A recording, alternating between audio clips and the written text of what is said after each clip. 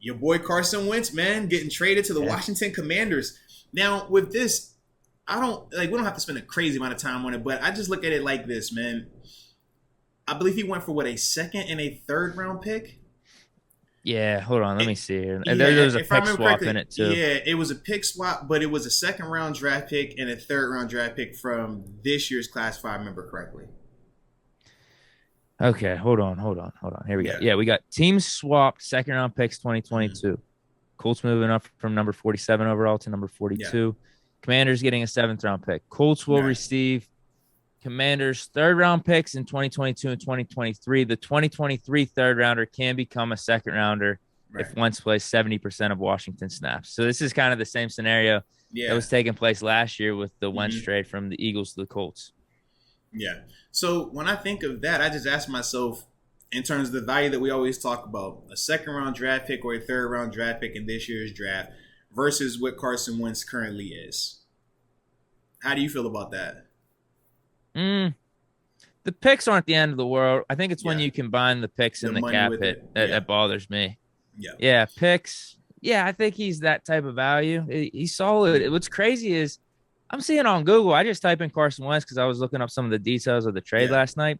Some of the headlines: Frank Reich apologizes to Jim Irsay for vying for Carson Wentz. I'm like, wait, what are you apologizing for? Like that was a good What? move. It was. Absolutely it I was, mean, man.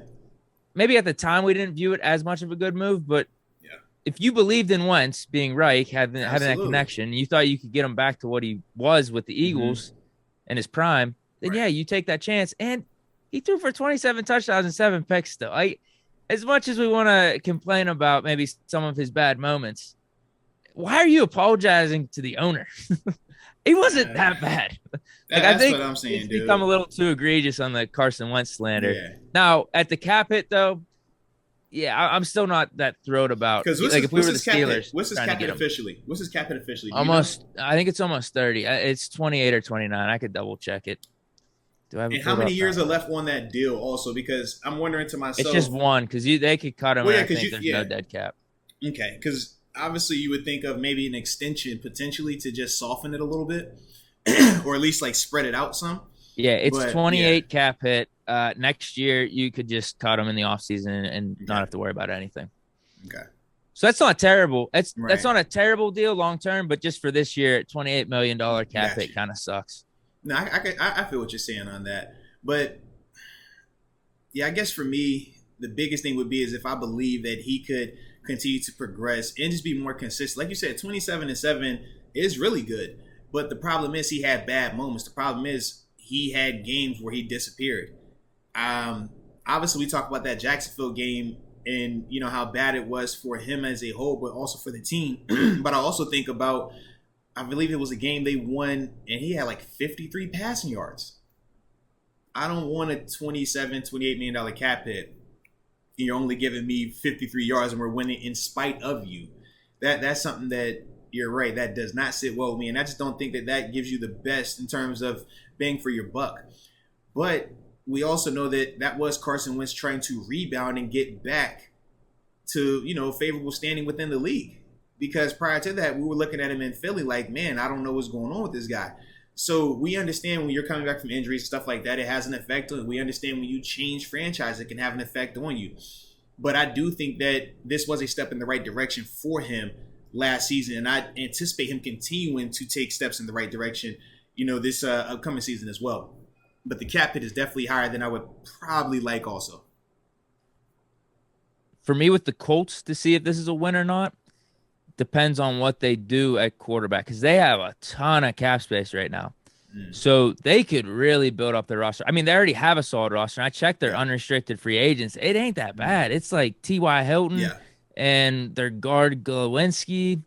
There's like 2 or 3 guys that maybe they're trying to sign. I don't know if they're going to try to re-sign T.Y. Hilton, but Glowinski, they could probably get back on a decent deal. And then they're still going to have a ton of cap space. So Absolutely, I'll man. be interested, though, if they get rid of Carson Wentz and then bring in like Jimmy G. It's like, bro, you didn't have to do all that. Yeah. You really didn't. But Very if true. they draft a rookie and they have a loaded team, like if they draft Kenny Pickett, like that could be the perfect situation for No, Pickett absolutely. right there. That's Actually. different, though. That's very different. Yeah. because they could have him on the rookie contract and then just have literally a loaded team around him. So I got to see what the Colts do. I think if they do the rookie quarterback approach, it'll be a win for them. Well, yeah, because outside of that, now, I mean, they could go for Deshaun Watson, but we already talked about Texans not wanting to trade him to the Colts. But I also wonder now.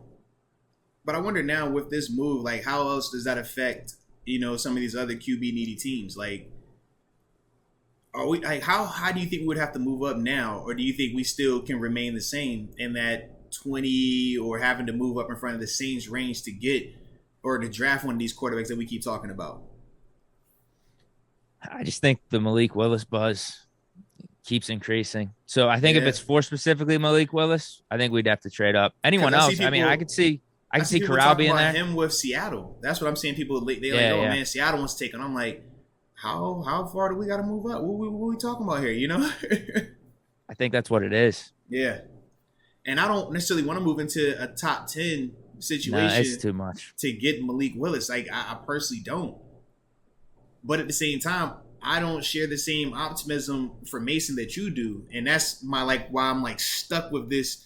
Man, if we're not gonna do this, and we would have to move up drastically to do that, well, the next best thing is one of these guys, and that's kind of why I keep just always bringing it back to the room to see what y'all think on it. Right? That's the beauty of this show. We get to have these conversations, baby. It's different if we trade up for Willis and he starts. Right. We don't trade up for Willis. We trade all of our picks for Willis and he's sitting here. No, I'm not. Bro, what are we doing? Yeah, absolutely, man. Today's show is brought to you by Manscaped. The leaders in below the waistline grooming, baby. You know they get all the delicate spots and make them nice and sweet for you and whoever you like to have a little bit of fun with.